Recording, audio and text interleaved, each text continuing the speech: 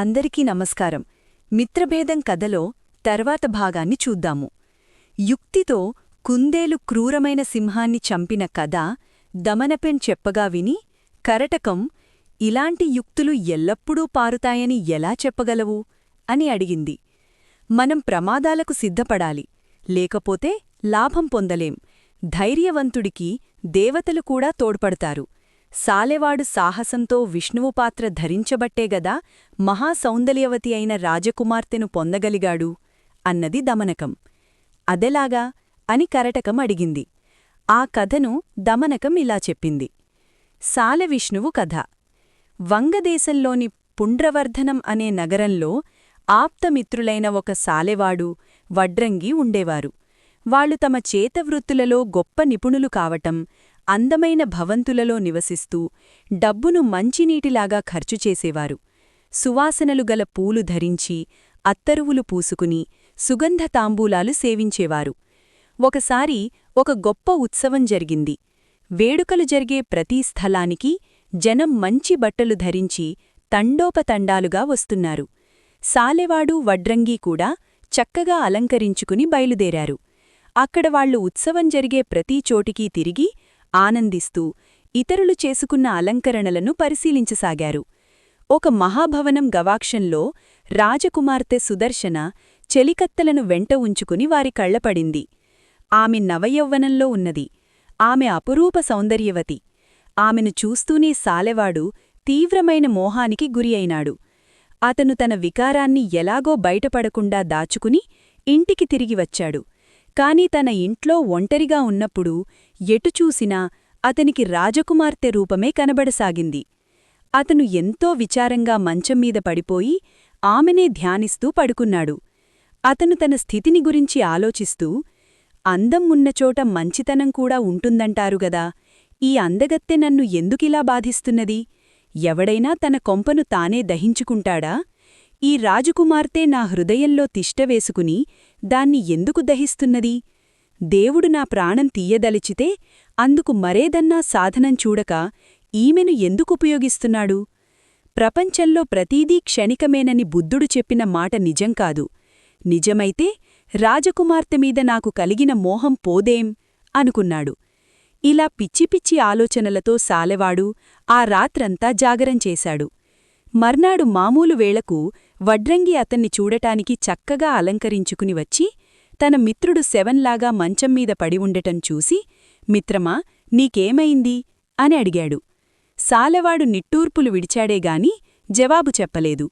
వైద్యం కొంత తెలిసిన వడ్రంగి తన స్నేహితుడి నాడి పరీక్షించి నుదురు తాకి చూసి, మిత్రమా, నీది ప్రేమజ్వరంలాగుంది. ఎవతిని ప్రేమించావు అని అడిగాడు. సాలెవాడు ఆశ్చర్యంతో లేచి కూర్చుని, బాధను ప్రేమించిన భార్యతోగాని మిత్రుడితోగాని పంచుకుంటే తగ్గుతుందంటారు అంటూ తన బాధను బయటపెట్టాడు. వడ్రంగి అంతా విని, సుప్రతివర్మ మహారాజు క్షత్రియుడు, నువ్వు వైశ్యుడివి. నీకన్నా గొప్ప కులానికి చెందిన స్త్రీని కోరటానికి నీకు జంకులేదా అని అడిగాడు. క్షత్రియుడు క్షత్రియ, వైశ్య, శూద్రకన్యలను వివాహమాడవచ్చు. ఈమె రాజుకు వైశ్యభార్య వల్ల పుట్టినదే అయ్యుంటుంది. లేకపోతే నాకామెపైన ప్రేమ కలిగి ఉండదు. ఇటువంటి వాటికి అంతరాత్మే సాక్షి అన్నాడు సాలెవాడు. ఇప్పుడేం చెయ్యాలి అని వడ్రంగి అడిగాడు. నాకు చితి సిద్ధం చెయ్యి. నాకు రాజకుమార్తె లభించటం అసంభవం. ఆమె లభించకపోతే నేను బ్రతకటం అసంభవం. అంతులేని శారీరక బాధ, మనోవేదన అనుభవించి నేను చావక తప్పదు అన్నాడు సాలెవాడు. అదంతా కట్టిపెట్టు. ధనంతో, బుద్ధితో గాని సాధించరానిది ప్రపంచంలో ఏదీ లేదు. నువ్వు లేచి స్నానం చేసి, భోజనం చేసి మామూలుగా ఉండు. నీకు రాజకుమార్తె దక్కే వైనం నేనాలోచిస్తాను అన్నాడు వడ్రంగి. బడ్రంగి చెప్పినట్లు సాలెవాడు జీవించసాగాడు. తన మిత్రుడి తెలివితేటలలో అపారమైన విశ్వాసం ఉండటంచేత సాలెవాడు విచారం కట్టిపెట్టి మామూలుగా ఉన్నాడు. కొద్ది రోజులనంతరం వడ్రంగి సాలెవాడి వద్దకు గరుడ రూపంలో గల విమానాన్ని తెచ్చాడు. అది చక్కగా రంగులు వేసి ఉన్నది. దాన్ని నడపటానికి ఒక కాడ ఉన్నది. అలాంటి విమానాన్ని పూర్వం ఎన్నడూ ఎవరూ చూడనుండరు. దాన్ని ఎలా నడపాలో సాలెవాడికి చెబుతున్నాడు. పైకి లేచి ఎగురుతూ వెళ్లాలంటే ఈ కాడను బయటికి లాగు, కిందికి దిగి ఆగదలిచితే కాడను లోపలికి నొక్కేయ్ అన్నాడు వడ్రంగి. సాలెవాడు ఆ గరుడ విమానాన్ని నడపటం పూర్తిగా నేర్చుకున్నాడు. సుప్రతివర్మ మహారాజు, ఆయన కుటుంబం, ముఖ్యంగా రాజకుమార్తె సుదర్శన నారాయణ భక్తులు. వారి పూర్వీకుడు ఒకడికి నారాయణ ప్రత్యక్షమై వరాలిచ్చినట్టు కూడా చెప్పుకుంటారు. కనుక నువ్వు శంఖు, చక్ర, గద, పద్మాలు ధరించి ఈ గరుడ విమానం మీద వెళ్ళి రాజభవనం పైభాగాన వాలు. అక్కడే రాజకుమార్తె శయనమందిరం ఉన్నది, అందులో ఆమె ఒంటరిగా పడుకుంటుంది అని నేను వాకబుచేసి తెలుసుకున్నాను. నువ్వు నారాయణులాగా నటిస్తూ గాంధర్వ విధిని ఆమెను నీ భార్యను చేసుకో అన్నాడు వడ్రంగి. ఆ పగలల్లా సాలెవాడు ఆనందంగా ఊహలలో విహరించి, రాత్రి పడగానే ఖరీదైన పట్టుబట్టలు కట్టుకుని, సుగంధలేపనాలు ఒంటికి పూసుకుని, శంఖు, చక్ర, గదా, పద్మాలు వెంటబెట్టుకుని గరుడవాహనమెక్కి తిన్నగా వెళ్ళి రాజకుమార్తె శయనమందిరం ముందు డాబామీద వాలాడు. అది పండువెన్నెల రాత్రి. రాజకుమార్తె పంచలో మంచంమీద పడుకుని అకస్మాత్తుగా నారాయణను తనకు సమీపంలో గరుడవాహనం మీద చూసింది. సాలెవాడు రూపం నారాయణవర్ణనకు తగిన ఉన్నది. ఆమె చప్పున లేచి సాలెవాడి ముందు సాష్టాంగపడి, స్వామీ, నాపైన అనుగ్రహం కలిగి రావటానికి కారణమేమిటి అని అడిగింది. రాజకుమార్తె అడిగినదానికి విష్ణురూపంలో ఉన్న సాలెవాడు, ఓ సుదర్శనా, నేను నీకోసమే వచ్చాను, నన్ను కౌగలించుకో అన్నాడు. స్వామీ, మీరు దేవతలు, నేను మనుష్యస్త్రీని, మనకు పొత్తు ఎలా కుదురుతుంది అని సుదర్శన అన్నది. ప్రియా, నువ్వు నా అర్ధాంగి అయిన లక్ష్మివి, నీకు గుర్తులేదా? శాపవశాన్న నువ్వు మనుష్యజన్మ ఎత్తటమూ మనకు కొద్దికాలం ఎడబాటు కలగటమూ జరిగింది. నేను మానవరూపంలో కొంతకాలం నీకు భర్తగా ఉన్న మీదట శాపం తీరిపోతుంది. నిన్ను మనుష్యభర్తనుంచి కాపాడటానికి వచ్చాను. మనం గాంధర్వ వివాహం చేసుకుందాం అన్నాడు సాలెవాడు. రాజకుమార్తె పరమానందం చెంది అతనికి భార్య కావటానికి ఒప్పుకున్నది. ఇలా చాలా రోజులు వారికి సుఖంగా గడిచాయి.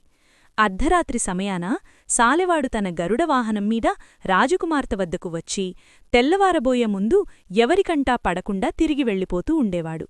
వెళ్లే ముందునవాడు రాజకుమార్తెతో తాను వైకుంఠానికి పోతున్నానని, మళ్లీ రాత్రికి వస్తానని చెప్పేవాడు. కొంతకాలం గడిచినాక రాజకుమార్తె చెలికత్తెలు రాజకుమార్తె వద్దకు ఎవరో వచ్చిపోతున్నారని పసికట్టి, రాజుగారు తమ అశ్రద్ధ తెలిసి దండిస్తాడని భయపడి రాజువద్దకు వెళ్లి ఆయన కాళ్లమీద పడి, మహారాజా, మాకు అభయం ఇయ్యండి, మేము తమరికి ఒక సంగతి మనవి చెయ్యాలి అన్నారు. అలాగే ఇచ్చాను, మీరు చెప్పేది చెప్పండి అన్నాడు రాజు. మహారాజా, మేము రాజకుమార్తె సుదర్శనను 1000 కళ్లతో కనిపెట్టి ఉన్నప్పటికీ ఎవడో ఆమె వద్దకు వచ్చిపోతున్నాడు. వాడు ఎలా వస్తున్నాడో ఎలా పోతున్నాడో మాకు తెలియటం లేదు. వాడు మెట్లెక్కి రాజకుమార్తె గదికి పోవటం లేదు. అలా చేస్తే మాకు తెలుస్తుంది. వాడు ద్వారంకుండానూ రావటంలేదు. అక్కడ కాపలావాళ్లున్నారు. మేము రాత్రి 10 గంటలదాకా రాజకుమార్తె వెంటనే ఉండి ఆమెను పడుకోనిచ్చి వచ్చేస్తాం. తిరిగి తెల్లవారుఝామున 5 గంటలకు ఆమె వద్దకు పోతాం. ఈ మధ్యకాలంలో ఆమె పిలిస్తే తప్ప ఆమె శయనమందిరంలోకి వెళ్ళం. ఆ వచ్చేవాడు ఆ సమయంలోనే వస్తూ ఉండాలి. ఎలా వస్తాడో ఎలా పోతాడో ఊహించరాకుండా ఉన్నది. ఇది నిజం. ఆ పైన దేవర్వారు చిత్తం అన్నారు రాజకుమార్తె చెలికత్తెలు. ఈ సంగతి విని రాజు చాలా చింతించాడు. గొప్ప వంశంలో పుట్టికూడా తన కుమార్తె నీచమైన దారి తొక్కింది. ఇందులో తన అశ్రద్ధ ఏమీ లేదు. ఆడపిల్లను కన్నవారికి అన్ని అగచాట్లేగదా. ఇలా అనుకుంటూ రాజు తన భార్య వద్దకు వెళ్ళి తాను విన్నదంతా చెప్పి, ఎవడో దుర్మార్గుడికి ఆయువు తీరిపోతున్నది అన్నాడు. రాణి లబలబాలాడుతూ తన కుమార్తె మందిరానికి వెళ్ళి, చెడబుట్టిన నిర్భాగ్యురాలా, నీ శీలం చెడగొట్టుకున్నావా? నీ వద్దకు వచ్చే అల్చాయిష్కుడు ఎవడు అన్నది. రాజకుమార్తె సిగ్గుతో తలవంచుకుని తల్లికి నారాయణ గరుడవాహనం మీద తనకోసం వచ్చిపోతున్న వార్త తెలిపింది. ఈ అద్భుత కథ విని రాణికి అమితమైన ఆనందం కలిగింది. ఆమె గగుర్పాటు చెందుతూ తన భర్త వద్దకు పోయి, మీరు ధన్యులు, మన కులదేవత అయిన నారాయణమూర్తి ప్రతి రాత్రి మన అమ్మాయి కోసం వస్తున్నాడట. అది లక్ష్మీ అవతారమట. వాళ్ళిద్దరికీ గాంధర్వ వివాహం జరిగింది. ఇవాళ రాత్రి మనం కిటికీకుండా నారాయణమూర్తివారి దర్శనం చేసుకుందాం. ఆ దేవుడు మనలాంటి మానవమాతృలను పలకరించడనుకోండి అన్నది. రాజుకు కూడా అపారమైన ఆనందం కలిగింది. ఆ పగలు ఆయన అతి కష్టం మీద గడిపాడు. రాత్రి అయింది. రాజూ రాణి కిటికీ వద్ద చేరి ఆత్రంగా ఆకాశంకేసి చూడసాగారు. శంఖుచక్ర గదాపద్మాలు ధరించి సాలెవాడు గరుడవాహనం మీద రావటం వారి కంటపడింది. ఆనంద పారవశంలో రాజు రాణితో, ప్రపంచంలో మనకంటే ధన్యులు లేరు. లక్ష్మినే మనం గర్భవాసాన కన్నాం. సాక్షాత్తూ నారాయణమూర్తే మనకు అల్లుడయ్యాడు. మన కలలు పండాయి. మన అల్లుడి ప్రతాపంతో నేను ప్రపంచమంతా జయిస్తాను అన్నాడు. ఇది జరిగిన కొంతకాలానికి విక్రమసేన చక్రవర్తి మనుషులు సుప్రతివర్మనుంచి కప్పం తీసుకుపోవటానికి వచ్చారు. ఇప్పుడు శ్రీమన్నారాయణమూర్తివారి మామగారు కావటం చేత సుప్రతివర్మ చక్రవర్తి దూతలకు మామూలు మర్యాదలు చేయలేదు. వాళ్లు ఆగ్రహించి, రాజా, కప్పం కట్టే గడువు దాటిపోయినా నువ్వింకా కట్టలేదు. విక్రమసేన మహారాజు ఆగ్రహం కార్చిచ్చులాంటిది. ఏ దేవుడో నిన్ను ఆదుకుంటాడనుకుంటున్నావా అన్నారు. రాజువాళ్ల బెదిరింపును ఏమాత్రం లక్ష్యపెట్టలేదు. వాళ్లు చక్రవర్తి వద్దకు తిరిగి వెళ్లి తమకు జరిగిన అవమానాన్ని వెయ్యింతలుగా చేసి చెప్పారు. విక్రమసేన మహారాజు తన సామంతులందరినీ వెంటబెట్టుకుని పెద్దసేనతో సుప్రతివర్మ ఏలే దేశం మీదకి ఎత్తివచ్చాడు. అతను జనహింస ప్రారంభించేసరికి బాధితులైన ప్రజలు పుండ్రవర్ణనానికి వచ్చి రాజభవనం ముందు ఆక్రోశించారు. అయినా రాజు చలించలేదు. త్వరలోనే విక్రమసేనుడు పుండ్రవర్ణనానికి వచ్చి నగరాన్ని ముట్టడించాడు. మంత్రుడు, పురోహితులు, నగర ముఖ్యులు రాజువద్దకు వచ్చి తాత్సారం దేనికి అని అడిగారు. రాజు చిరునవ్వుతో, విచారించకండి, శత్రువును నిర్మూలించే మార్గం నాకు తెలుసు. రేపు ఉదయానికల్లా ఈ పని జరగటం మీరే చూస్తారు అన్నాడు. ఆయన తన కుమార్తె సుదర్శనను పిలిపించి ఆమెతో మధురంగానూ గౌరవంగానూ, అమ్మా, నీ భర్తబలం చూసుకునే నేను శత్రువుతో యుద్ధం తెచ్చుకున్నాను. అందుచేత ఈ రాత్రివారు నీ వద్దకు వచ్చినప్పుడు తెల్లవారేసరికల్లా శత్రునాశనం జరిగేలాగు చూడు అన్నాడు. సాలెవాడు ఆ రాత్రి తన వద్దకు వచ్చినప్పుడు రాజకుమార్తె సంగతంతా చెప్పింది. వాడు చిరునవ్వు నవ్వుతూ, ప్రియా, హిరణ్యకశిపుణ్ణి, కంసుణ్ణి, మధుకైటభులను చంపిన నాకు మానవమాతృలను చంపటమనగా ఎంత? నా చక్రాయుధంతో శత్రువులను నిర్మూలిస్తానని నీ తండ్రికి చెప్పు అన్నాడు. సుదర్శన గర్వంతో ఈ మాట తన తండ్రికి చెప్పింది. ఆయన పరమానందం చెందాడు. మర్నాడు ఉదయానికల్లా విక్రమసేనుడు వధించబడతాడని, ఆయన సొత్తు ఎవరికి దొరికినది వారు ఉంచుకోవచ్చునని రాజు నగరంలో చాటింపు వేయించాడు. ప్రజలు హర్షించారు.